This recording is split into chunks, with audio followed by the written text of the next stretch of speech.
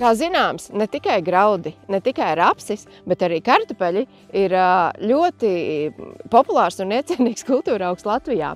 Šorīt ar mani kopā ir Anda Rūtenberga, ko es uzskatu par, ja ne vislielāko, tad vienu no lielākajiem speciālistiem kartupeļu audzēšanā Latvijā.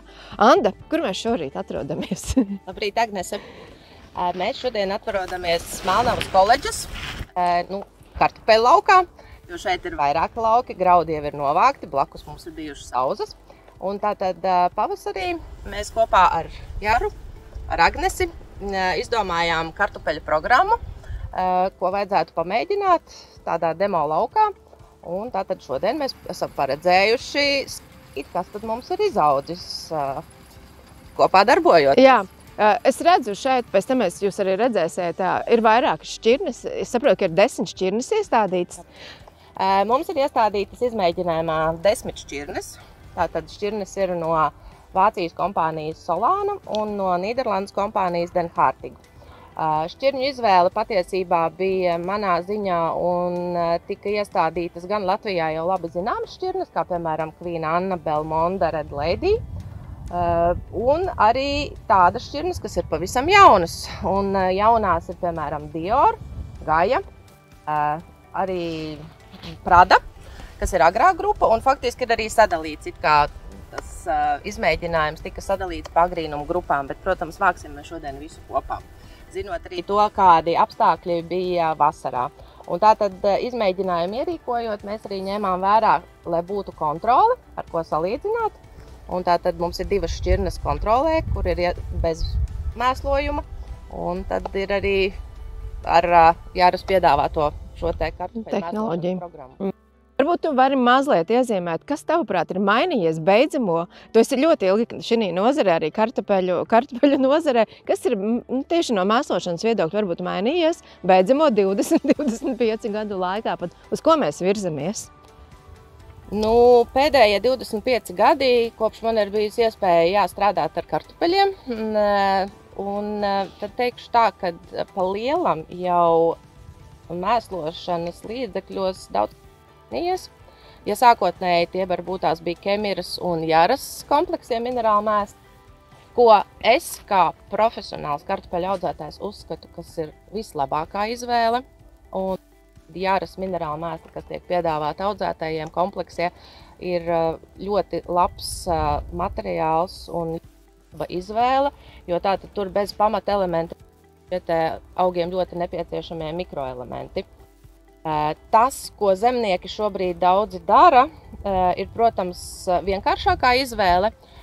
Zemnieki saka, ka mums jau par to kvalitāti nemaksā, jo, protams, izvēloties Jaras mēslus, mēs uzreiz arī rēķinamies kartupeļiem pretī būs kvalitāti. Un daudzi saka, mēs ņemsim to pašu 15 vai 16. Nekādas nozīmes, jo mums vajag ražu, mums kvalitāti nevajag, bet tomēr tas pats, kad viņš aiziet uz veikalu un tad, kad viņš tomēr sāk domāt par to, ko viņš būt mājās, tad nevienmēr ir patīkami, kad izvērot kartupeļus, viņi paliek pelēki un tumšojās. Jā, tā ir šī nepareizā mēslošana. Un pat mazliet arī ožas teikšu, tad līdz ar to mēs varam teikt, ka joprojām konsekventi pieturamies pie tā, ka izmantojam bezklora mēslojumu kartupeļu audzēšanā. Jo Jarai tieši, es gribu teikt, ka Jara noteikti ir, mēs esam tie, kas piedāvā ļoti, teiksim, tādu labu pamatotu portfeli kartupeļu mēslošanai, kas ir Jara Mila kompleksie mēslojumi bez klora, plus tāpatās arī turpinam ar kalcija nitrātu, jo kalcijs kartupeļiem ir ārkārtīgi būtisks, es teikšu pat makroelements, gan kvalitātei, gan visiem tiešām tie, kas grib izaudzēt kvalitatīvu ražu. Un tad, protams, papildus mēs varam kombinēt klāt dažādus ārpussakņu mēslojumus, kas, teikšu, beidzamie gadi ir bijuši ārkārtīgi stresēni arī kartupeļu audzētājiem visas turas karsts augsts. Tad ārpussakņu mēslojums ir tas, kas kaut kādā veidā palīdz vēl kartupeļiem ilgāk būt zaļiem un līdz ar to arī nes šo lielo ražu.